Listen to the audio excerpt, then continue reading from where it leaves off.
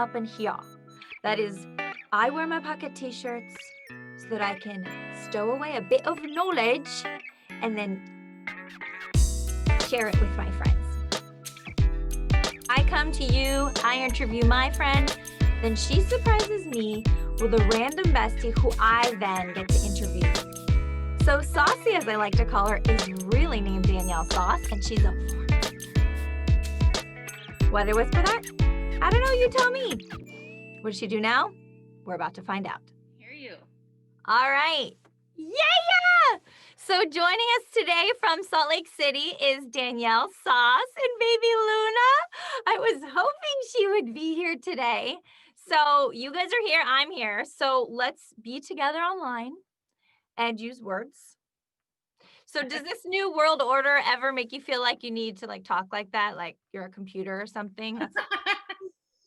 I already told them that you're a recovering lawyer, which I know so many of them. And they, me being in the comedy world, they all come over to do comedy. I don't know what that says about the justice system. So few recovering lawyers in comedy. No, there's a ton. Oh, there are. Yes, I always met so many lawyers. Really? That's so funny. Yeah. I feel like I do have a lot of lawyer friends who love comedy. Well, and I feel like you're so hilarious, but you went a different route. Then yeah, I'm not much of a performer. But but you went a different route in a couple of different career routes. Hi, Luna. Yeah. You're 7 years sober and you believe in mind, body, and heart therapy to the degree that you named your therapy practice after it. That's right. Yes. That is totally my passion, of weaving together kind of like mindfulness-based practices, body-centered practices, and helping people connect with whatever their kind of authentic spirituality is. Mm-hmm. I feel like the combo of those three things are just really where it's at in terms of healing. The practice. You have been on a lot of meditation retreats, and I remember that when we were on a car trip to Arizona, was it? Yeah. That you were talking about these meditation retreats, and all I wanted to do was just be able to go back in time and have gone to the meditation retreats. Before you had kids? Yeah, before I had kids. Yeah. Yeah. I mean, now my app has measured how many minutes I've meditated, and actually it says I have 1100. It has a K in it. Oh. So I'm like, I should put that down into days and then say, now I have gone to one. Totally. The drops of 1,000 drips make the ocean. That is the thing with mindfulness, that it's like there's research showing that even practicing for as little as 3 minutes a day is extremely impactful in terms of growing that gray matter at the front part of your brain, which is what we really want to grow in mindfulness, is strengthen that part, because that is what helps us control our ability. It helps us decide where we want to place our attention. So if we're having if our brain's coming up with all kinds of scary, stressful thoughts, if that part is not very strong, it's hard to redirect attention to something that's not so distressing. But then when you strengthen it, it's then you can come back to the present moment easier.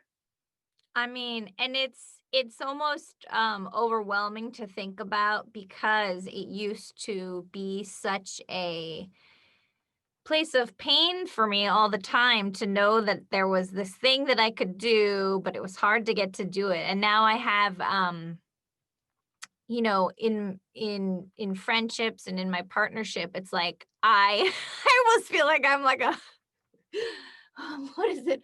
Hare Krishna.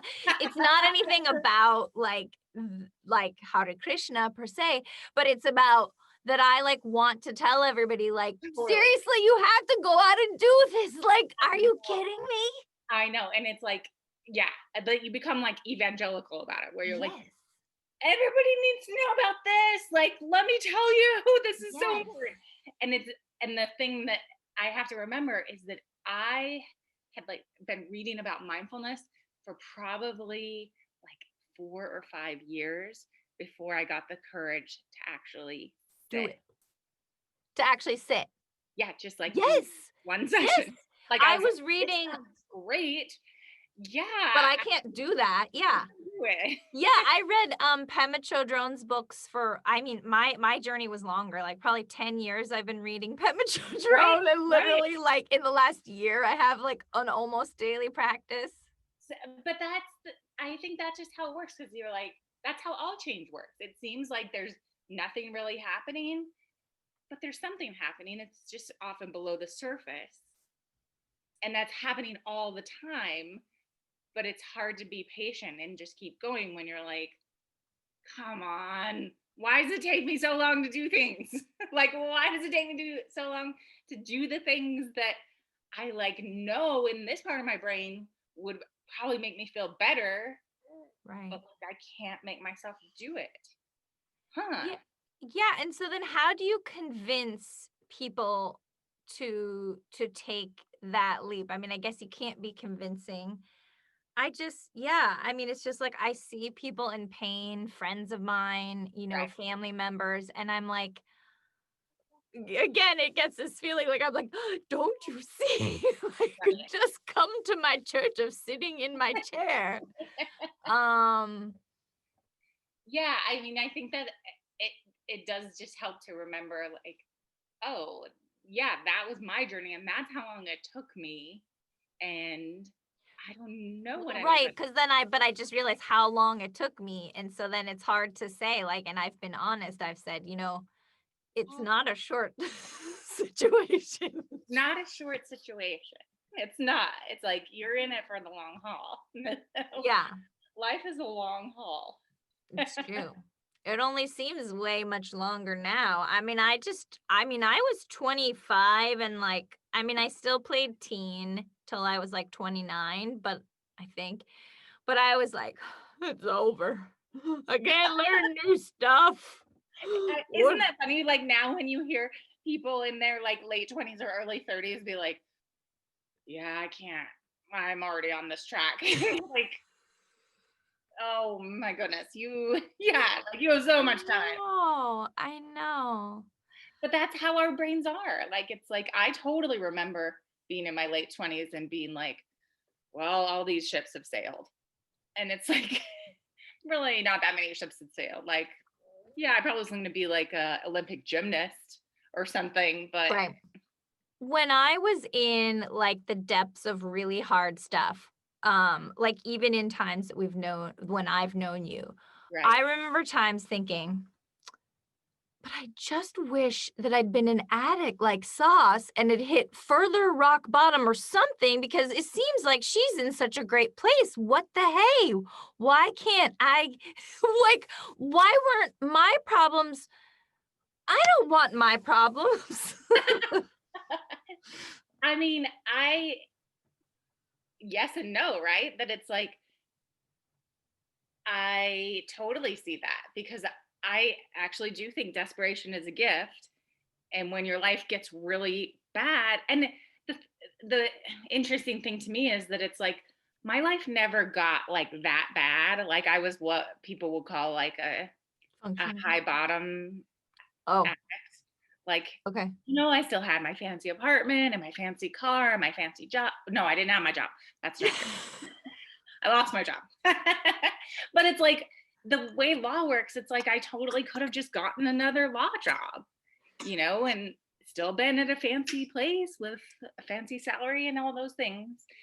But I was like very desperate in terms of just like emotionally, like I can't live this way. And that was such a gift because it motivated me to like really dig in. And also I was so lucky because I didn't have kids yet that I could, like I had a little more bandwidth. Mm-hmm. And Um, you had finances because the thing that you dropped rock bottom into was almost like it was part of it. yeah, like I was lucky because I had been, I did Don't it. put it so far, Luna. She's like, what's happening to me? Oh, That's too far. Too far. Oh, okay, you're like, oh, is it my turn now? Is it my turn to talk and do some things? Do you have any questions for your mom, Luna? Yeah, what would you want to know about me? I feel like you don't know me very well yet. Yeah, Um, because like your brain just shutting on, girl. she's like, I had the foresight when I was a lawyer to be like, I'm somebody who loved law school, and then like the first day of my job as a summer associate at a law firm, I was like, oh, this is not a good fit. Like Oh. I knew I was like, oh shit, like this is not the right thing for me. Mm-hmm. But like brains are so tricky. I'm like, well, but I'm already like a year into law school. I'm 23 years old. Like, what could I do now? What else could I do? There's nothing else. There's nothing else I could do. I have to keep going on this path. I've already invested so much. And so then, like, 2 more years of law school and just all the things. And the whole time I was like, oh, this is definitely not something that I can do forever. So And you did have that foresight. You did know, but you were like, I should just finish it. I kept saving because I Oh, was like, that's what you were gonna say. yes, I did. I was like, okay, I don't want to be somebody who was like got these golden handcuffs where I, end up spending more than I'm making and I'm in debt and stuff, and so that I can't leave if like when I need to. I've been reading a ton of books about this. So you have that going for you too, which I have now realized late in my life is very, very important, is financial wellness. And so tell me about how you were able to, no, the thing that I was going to tell you is that what this guy in this book that I read, what's the guy's name? Oh, it's this book called I'm gonna have to still look it up because all I can think is the Common Sense Book of Investing, but it's like actually more simple. It's this one guy who writes it, but he talks about FU money. And that's basically what you were saving, was you were saving FU money so that you could have that power. Yes. And that's just something that, I have just had to, I still don't, I still just like, I guess went FU to stability. And I was just like, well, I'll just do it anyway because like, I went and moved to New York City with $500. My parents were like, well, maybe you should like do a little more. I was like, no, but I need to go to New York City right now because, I was 21 and I couldn't wait any longer. Right. Like it's all gonna pass me by. I have to go right now. It's so funny because I've always admired that because I'm like extremely practically minded. Mm-hmm. And I've been that way since I was like a little kid. I think it's like my Enneagram type and it's written in the stars. Like that's just how I'm wired, of like, well, you gotta have savings and you gotta do this and that, and like fairly risk averse in most ways. Oh, interesting. Yeah. Yeah, I always said like I don't gamble in Vegas, but I totally gambled with my entire career in my life. And look at all the adventures you had. Yeah, actually, it's very true. I finally started to, not say finally, it's just the place I've come to is I'm embracing it, that I just never wanted a traditional, I never wanted a traditional trajectory. I always had like this sort of amorphous, fantastical dream of how the things would go about. And things have been sort of twisty turny. So, and I've never really had to go for days on end to one place. Right. Which I really do like. Oh, hello, Nani. Margot, she's gonna. Hi, Margot. It's nice to meet you. Nice to meet you too. Okay. Thank you. It's so hard to focus when you have somebody flirting on you, right? And she's like, okay, there's a plug. What? Like, let me get They love the plugs. They love the cords. Why did we even ever give them any other toys? It's like, is there some evolutionary thing with the tags and the cords? Like, Yeah. Was there an advantage to being really good at finding tags and chords? Well, I know that we got like a lovey with tags all over it. Taggy, lovely thing. But why isn't there like a cordy? Well, I know what Somebody's we're gonna doing steal next. it now.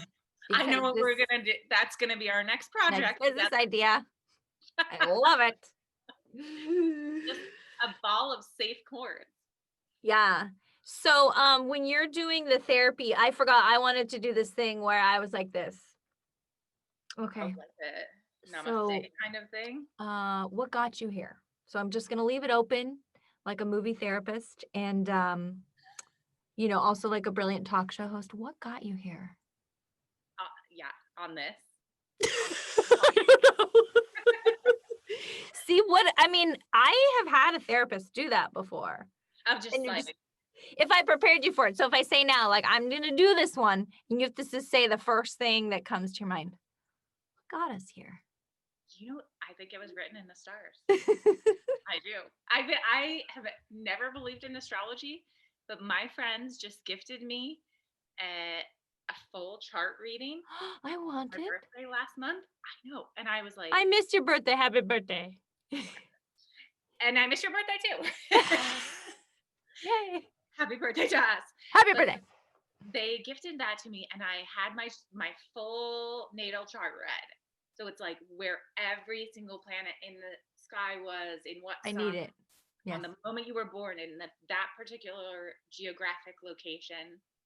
And it was so enlightening of like why I struggle with the things that I do, and yeah, sort of like this things that will be like my growing edge for the rest of my life, and kind of just seeing that of like, oh yeah.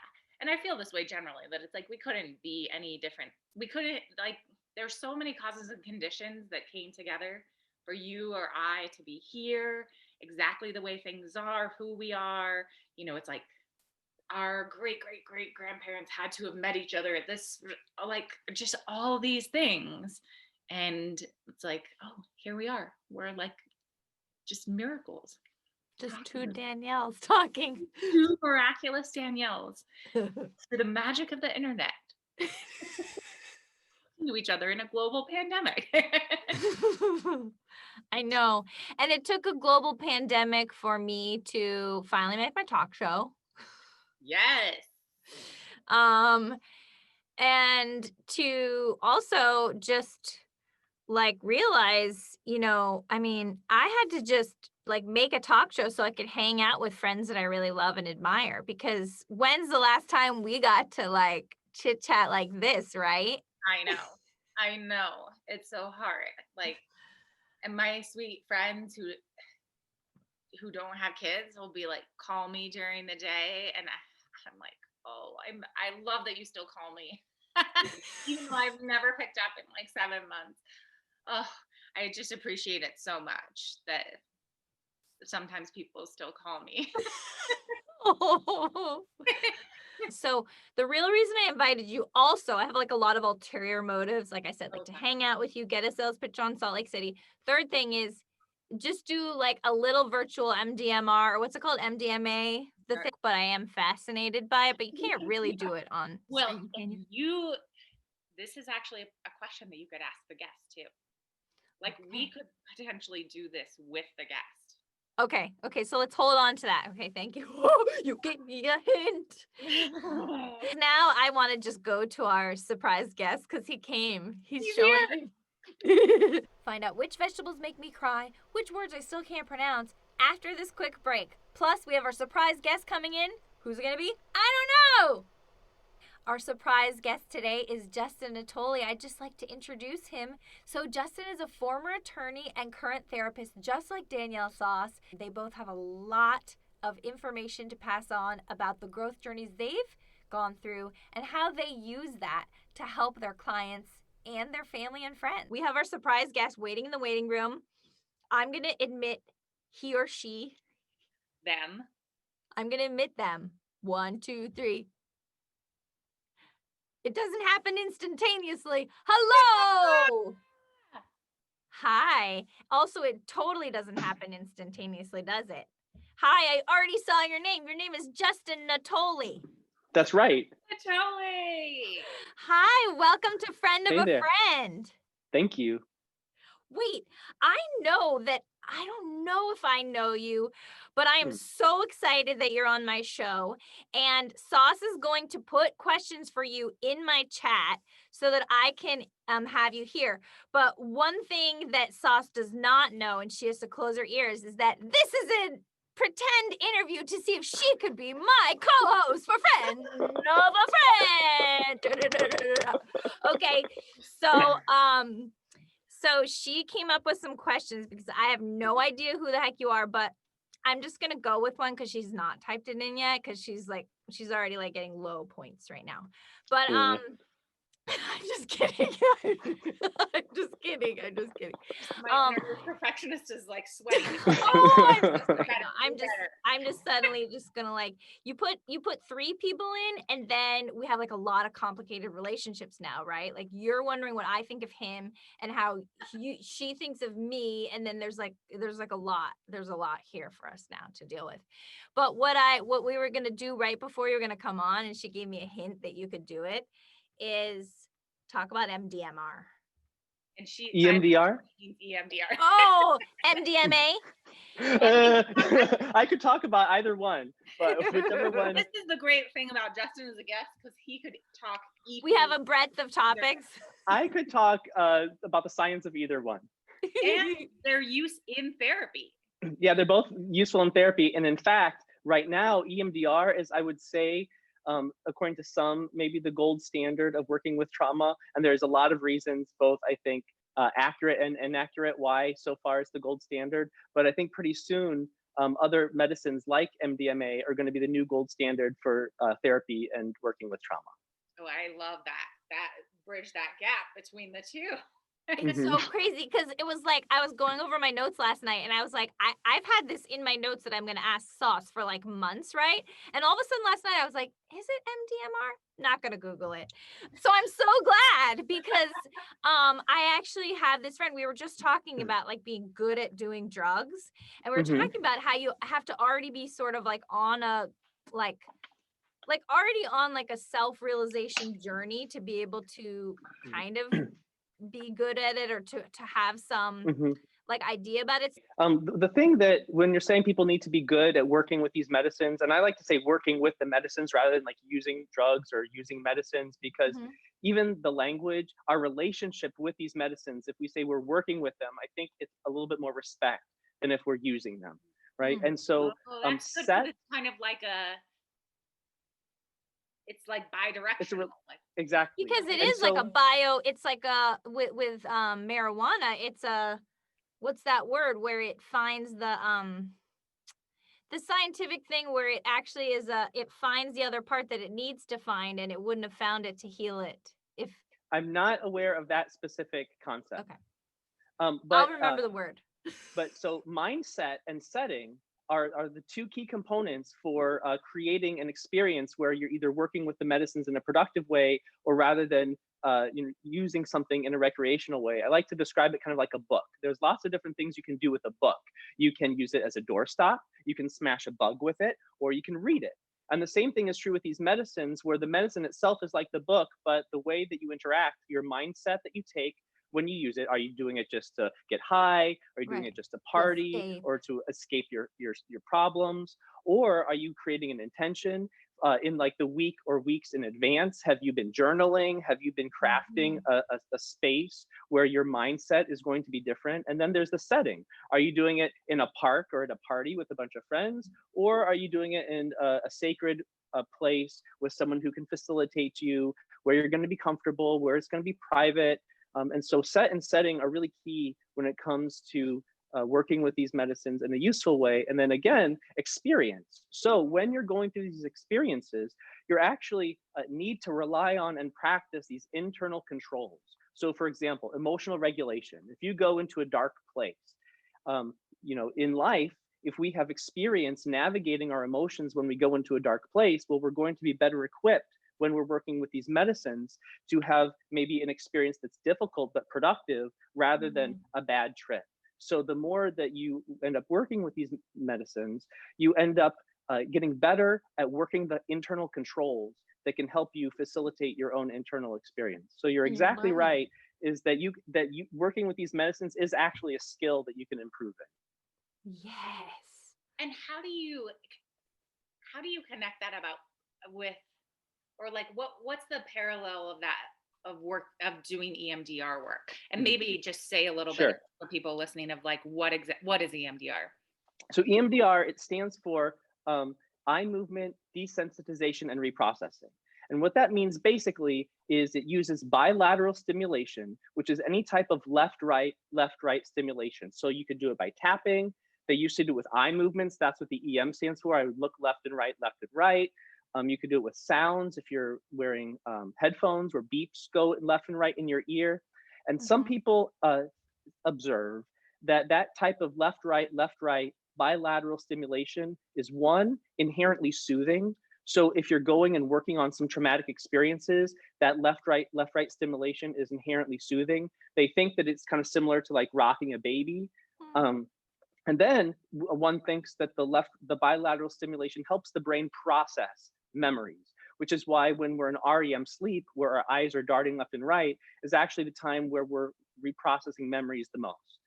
So the overlap between EMDR and working with these entheogens or these psychedelic medications is that the best way to work with trauma is based in mindfulness, and it's based in the body-mind connection.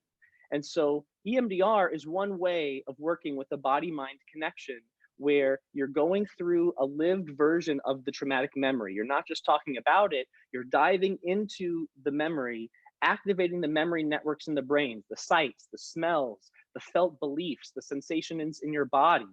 And then as you go through it, you are having that left, right stimulation, which basically just helps you stay connected to your body. And so people have found that really just doing that, whether it's EMDR or otherwise, when you're going through a traumatic memory or really any memory in a felt sense, rather than just talking about it, and you're staying mindful and you're staying present with your body, that's the way that you can really resolve trauma. Whew. So here's a question for you. What if you can't even figure out what your trauma necessarily is?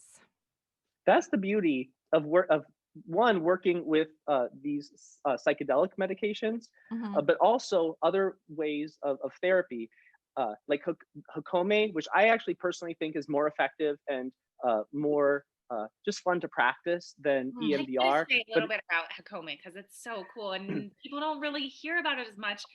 It's a real shame.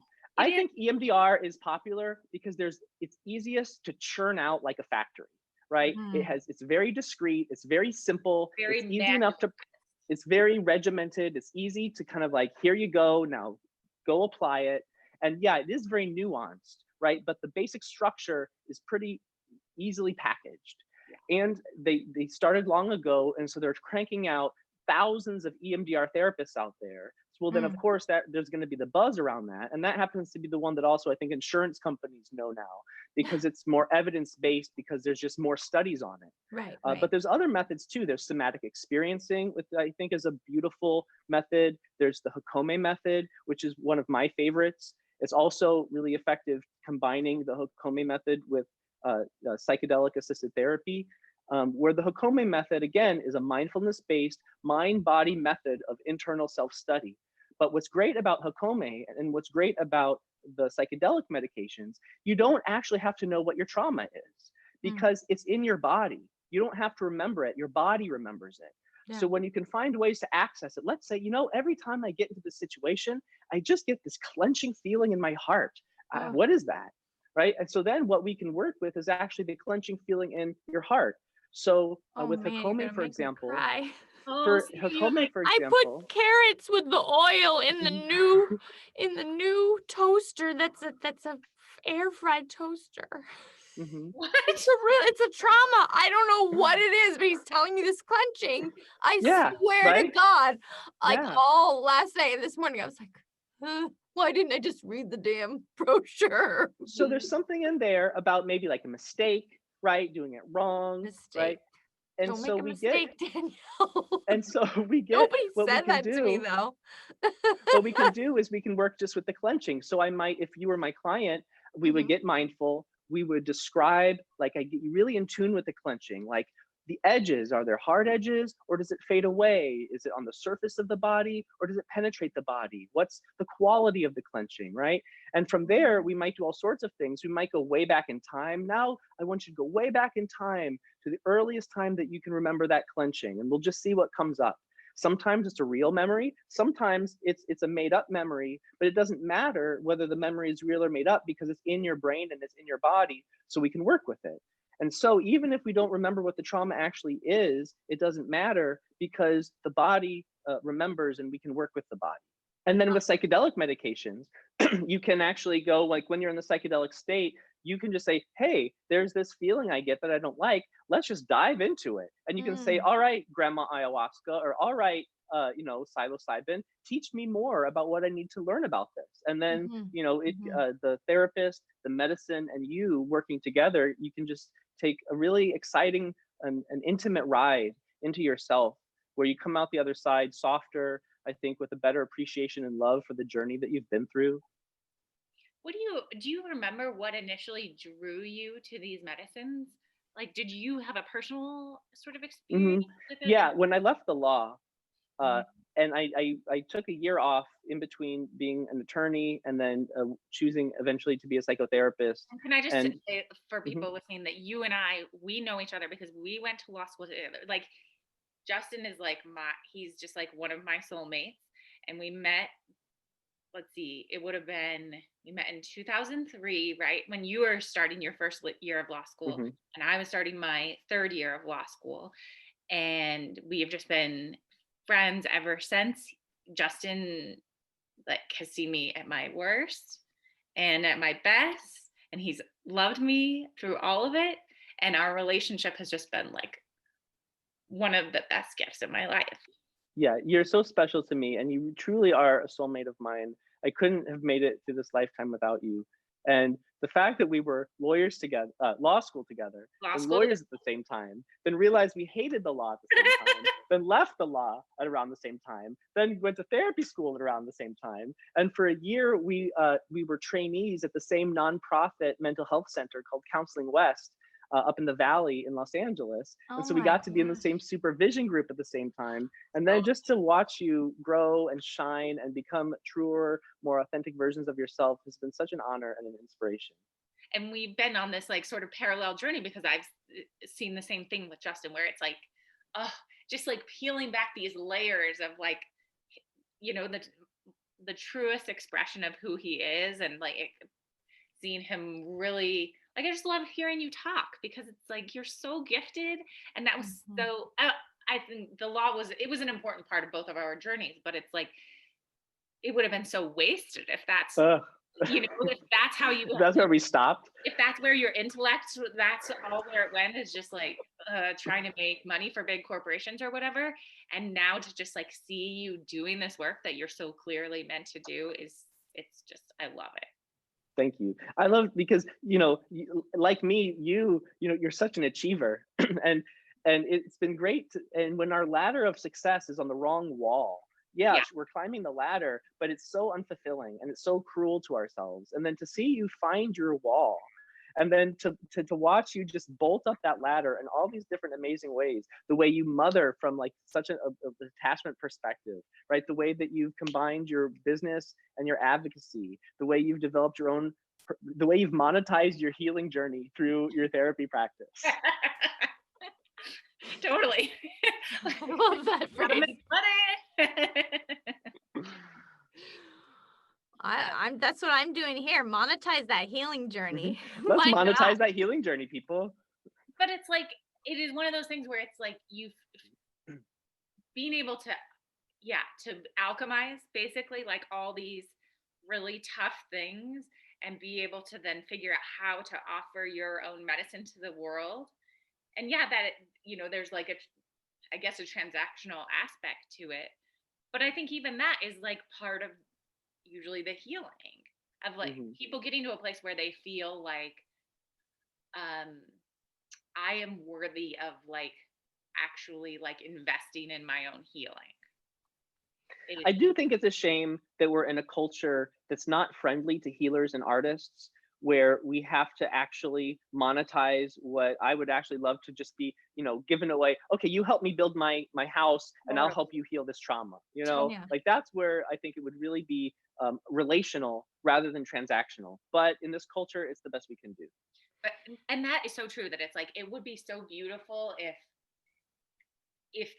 because part of what's been put in place to protect people against therapists with bad boundaries, because there are plenty of those, are all these Mm, boundaries that have to be sort of like imposed from the outside, but sometimes that really kind of like can be a barrier, I think, to the relational piece sometimes. Because there's the work is so much bigger than the therapy room. And Totally. so unfortunately, to have the legitimacy of the therapy license, which is a great way to get people into the door, and to legitimize the idea of healing, okay, great. But then it's so much bigger than the box of the therapy room that it's sad when people don't understand that the healing work is living themselves rather than applying a certain EMDR Right. on a couch for an hour. Totally. right.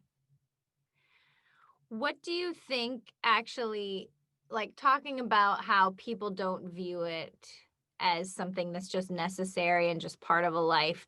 Have you seen, and especially like as a male therapist, have you seen more success for men with some of these other modalities? Because I'm imagining like somebody like my husband who has resisted the time it would take to go to weekly therapy. He's done it in the past, but I know it's so powerful for him. But it just like I just feel like I know so many men who like it just seems like the time or the actual having to say it or know what the thing is to have the now I'm blanking on homosco. Comey. Oh, Hokome, Hokome. I'm yeah. like, and I can't get any of the words right. Hokome. Like I that just seems to me like maybe that's a brilliant thing for a lot of men who are maybe not actually wanting to kind of face it. I think Which I that know what you just talked about is you have to be somewhat prepared, but if you're kind of prepared and you're on that journey. well, the unfortunate thing is that mental health right now, we see the doctor to stay healthy, right? When if I don't go to the dentist and I don't see the doctor on a semi-regular basis, my health is going to decline. Well, the same thing is true with our emotional and our mental health, where it's something that we do just because to keep us well, rather than something that sick people do to get better. And so it's Right. unfortunate that in our culture, we don't really have a place where we can honor and care for our mental and emotional health as well people, right? Right. Or just as the unwellness of being human, right? That we just like in being human are sometimes we get the flu. Well, with just being human, sometimes we get some anxiety or sometimes we get some depression or some grief.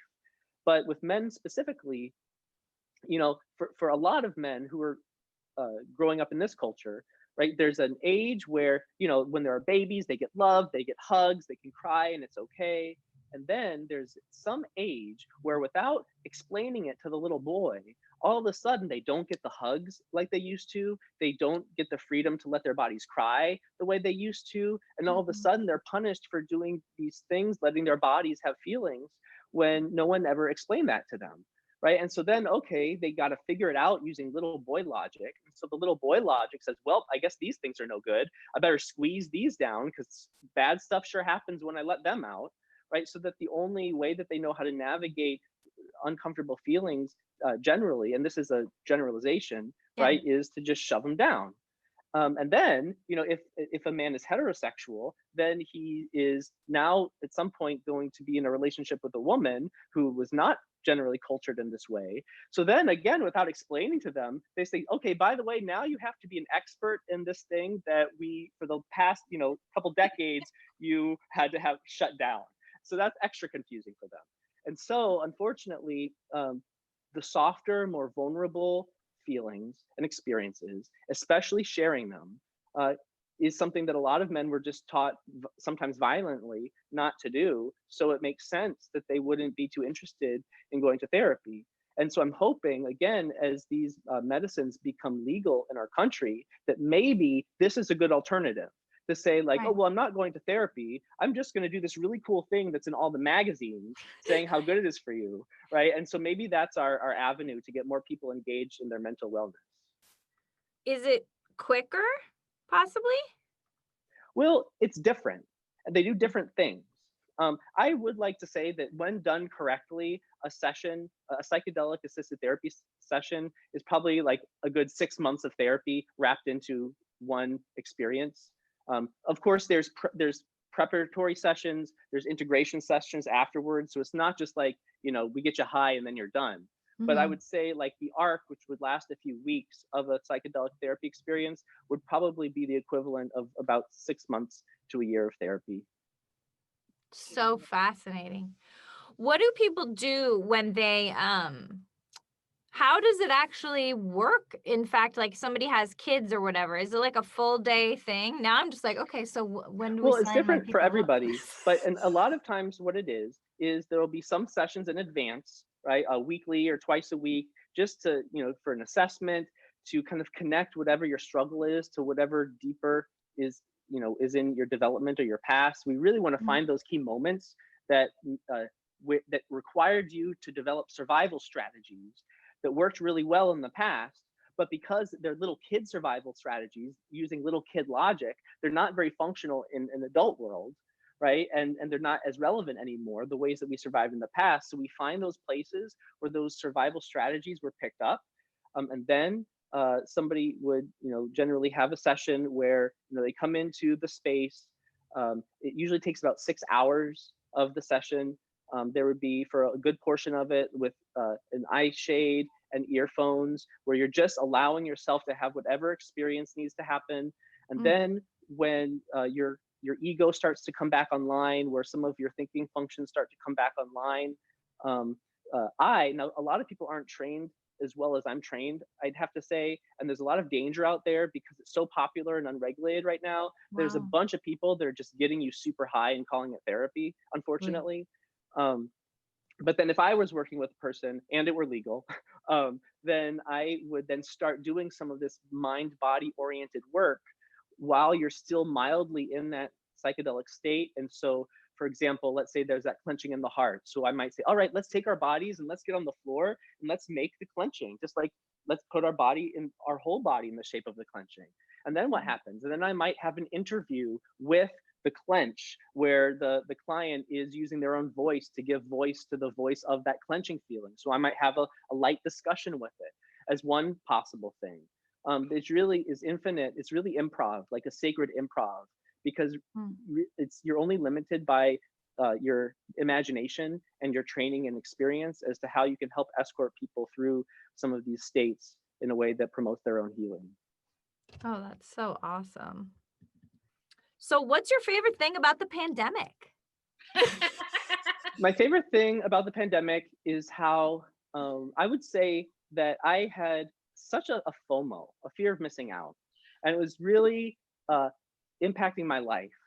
And it wasn't allowing me to experiment with living life on a smaller scale with fewer people, fewer things, focusing on what really mattered. Because I was so, even you could call it addicted to that carousel, especially as a gay man, that carousel of the scene, right? And, the crowd and fitting in and making sure that I'm not missing out on the best, most fun thing that all the best, coolest people are doing, Right. you know, and um, and that FOMO was so strong that it was limiting me. And so now that there's nothing to miss out on, and even if there is, I don't want to be there because I don't want to be in your picture of all you people having fun on the beach because I think it's ridiculous, right? Or all these, pool parties and stuff. Like, no, thank you. And so just giving myself permission to experiment with a smaller scale of living, to just see how it feels, has been really vital for me, for my marriage. And I will have to say that I don't think I wanted to have a child before the pandemic started.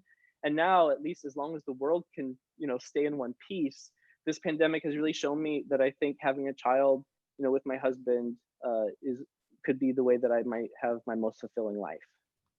Mm. So exciting. That's so exciting, and I relate to what you said so much. The absence of FOMO was major for me. It caused a major transformation for me, and is part of the reason why I'm finally taking steps. I mean, this show has been should have been made like 20 years ago in my shoulds, when I should all over myself. So I feel you on that.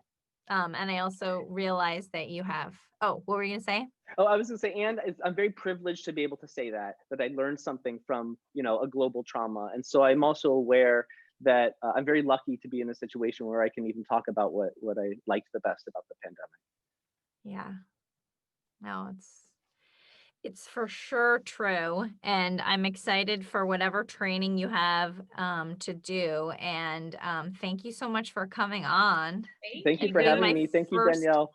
yeah, my first ever surprise guest. Surprise! Surprise! All right, everybody. I Love love you, you. Danielle. Talk soon. Bye. Bye. So I just saw you have like the love relationship of friendship with Justin, which perhaps could be different than a female friendship in your life, or you could categorize them differently. I guess most of my close friends have been female, so it's interesting that we have this example here. Uh-huh. But I'm curious, like how it fits in for you, what are some of your like opinions on friendship, and if it's female friendship, or keeping and holding on to friends for a long time? I'm just fascinated by it because I feel like for me, I have friends that I've grown up with since I was young, and then I've seen friends come and go, and we've also talked about like rejections from friends, like friend breakups. And Mhm. so I think that it's something that's not often talked about. People a lot of time talk about relationships with, romantic partners, Right. but friendship is a little more amorphous. And so in that way can be sort of like dangerous and, painful. I've had a lot of painful friendships, the endings for me. Well, I mean, I think that is a thing that we don't talk much about either, of like that if a friend breakup can feel very much like a romantic breakup. But with a romantic breakup, I think there's more space culturally to like grieve and acknowledge it and whatever. And friend breakups, it's not really like a thing, but it happens, and it's like it can be really traumatic when it happens. Well, I also think that like in a relationship, a man-woman relationship, or a man-man or a woman-woman, you have sort of, I guess, unless you're polyamorous, you have like the slot, and the slot can be like empty or full. But with friends, perhaps it's like a more of like we've been talking a lot about the brain and like personality and stuff. That person could have been just like some role in your life. And perhaps there's just always this role that is like it's like you're trying to fill some certain role with a friend, perhaps. And Mhm. then that role could go away, but you don't even know what those different roles are that make you feel whole or something. Uh-huh. That it's like kind of mysterious. I mean, yeah, I have a lot of thoughts on this because I feel like, I mean, this is partly relationship stuff too, but I feel like, probably in the last 100 years in Western culture, there's become this thing where it's like you're supposed to marry your best friend, and that person is supposed to fill all your emotional needs on some level. And if that's not, and you're supposed to be sexually attracted to them and having great sex, and like so many things where For it's like, one person. it's crazy. It's crazy to expect all that from one person. Where, before that, it was like, oh, yeah, like you marry somebody for land or because of like money or whatever. And then, even probably more recently in the early part of the 20th century, it was like you marry someone who is like a partner, like a partner that helps. Yeah, one does one kind of work, one does the other. Exactly. Like it's more, a little bit more like a business thing, instead of like, no, this person is supposed to be your everything. And I just think that's such a setup.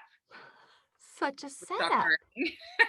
And for people to feel like, I don't think, and then my relationship must not be great because this person, you know, like isn't checking every single box. And it's like, yeah, of course Yeah, I know. well, I mean, I feel like that's why we see so many people like just openly being like, yeah, well, we've decided to have an open relationship. I mean, like, and probably tons of people are not admitting it. I mean, the people who are like wealthy celebrities with so much other choice in their lives, like, they're like, yeah, I think I'm gonna do that. I could do like a little bit of therapy. We can work on our relationship to like if there's some hurt feelings, but like sometimes this needs to happen, is what those people are saying. But I mean, but yeah, I mean, and I guess, in terms of what Justin was talking about, like making it smaller, few focusing on fewer friends and fewer roles in your life. But the way technology is now, the way how easy it is to keep in contact with people and to know if they are choosing to be in contact with you or not, it's just really interesting. Not necessarily choosing, but you know what I mean? It's like it's so easy to just like text a whole bunch of people, or and then that's like a touch point, whereas before it was like, if we're talking like when you were saying the historical thing, like you're in your home and whoever's like a mile away, like, are you really going to go further? Right, Like, that's right, your friend.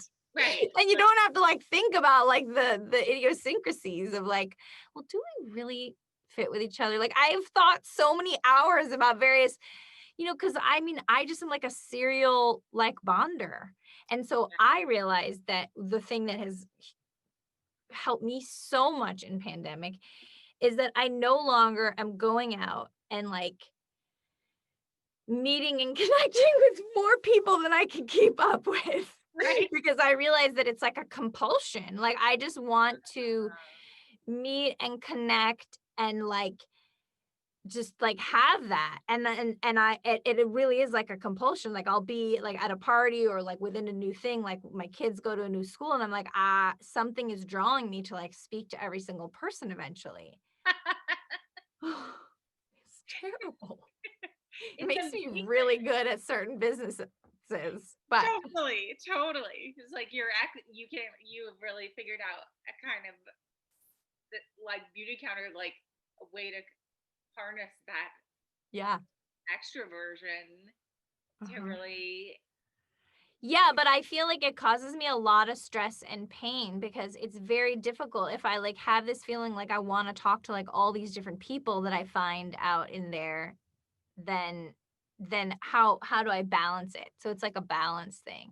So Oh, perhaps that's why I'm so fascinated about it, because perhaps maybe most people aren't talking about it as much unless they're like an extreme extrovert, of which you have one, but he's a boy, so it might go.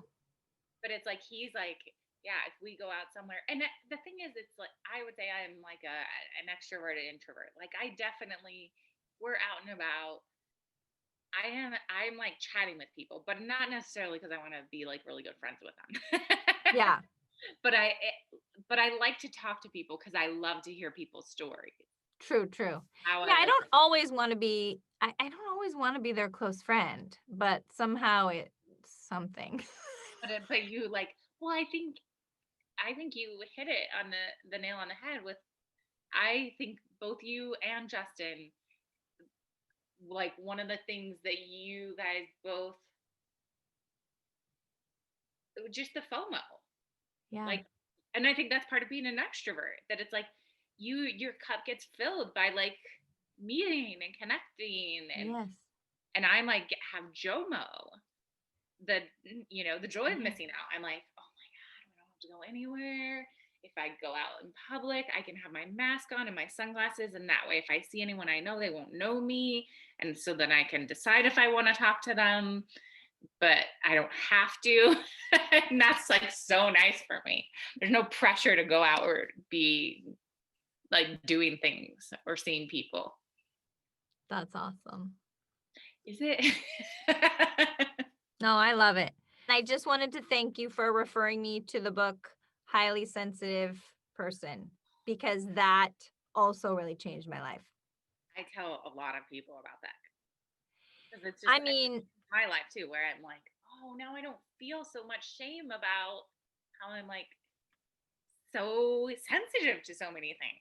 Well, do you know what I've noticed? That I have, and so that's why it's so healing to be a parent in some ways and to learn some parenting things because then you like redo some like stuff from your childhood that you might not realize. Like, Totally. I think I have some of those, like, we were talking about tags before. I think I have some of those like tag and material and different discomfort sensitivities that make me That's agitated. very Or if too many sounds are happening, I'm like, now I just like fully own it. I'm like, I'm unregulated right now. Like I cannot totally. handle my shirt is too hot. Like, you know what I mean? Like a Right, kid has to right. just cry and have a tantrum, but I'm just like, I know right now that my shirt is too hot and it's itching me and I need to take it off or I'm not going to be able to behave right now. Totally. It's so good to know if it's like, ooh, that's too much noise. It's too much noise. Too Everything's shutting much. down. As Like, soon as I'm done with my shower, if I'm like getting ready, I'll notice that I still have like the fan on for the yeah, shower. And I notice that it's like agitating me. I'm like, oh, and like the silence. And now Chris understands why sometimes out of nowhere I'll just go bang and turn off the radio in the car because I just suddenly I hit some point. yeah. And it used to just seem like I was just an a-hole. Right. But you're like somehow exploding for no reason because you don't know why, but you're just like, Yeah, ah, and just too being much like a control sensation. freak. Yeah. I'm excited. I will definitely have you on again because I know this is going to be like a hit show that we'll need to do like sequels on and everything. Yeah. Yeah. So, People have questions. So what? people are going to have questions. Oh, true, true. This is Danielle Sauce. I never even really, is it Justin Natoli who we had? That's who we had. So we are a wrap. We're so glad that you were here with us. It was really good to talk to you. Yeah. This is my excuse. It's not even like a real show. I just wanted to just like have some time with you. So I orchestrated the whole thing. Ohosco? What? What's the thing again? Ohosco? Awaya? Oh, Hakome. Hakome. Yeah. Very interesting how some words don't go in. Hokome.